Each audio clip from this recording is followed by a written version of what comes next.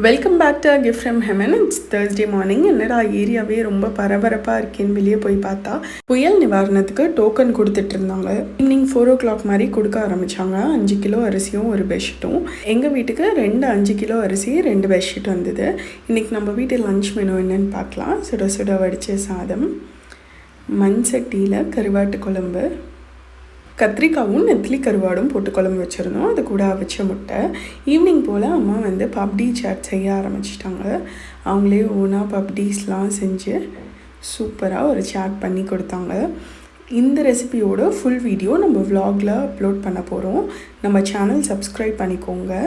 ரொம்ப ரொம்ப டெலிஷியஸாக north Indian கடையில் போய் சாப்பிட்டிங்கன்னா எப்படி இருக்குமோ அதே மாதிரி இருந்தது.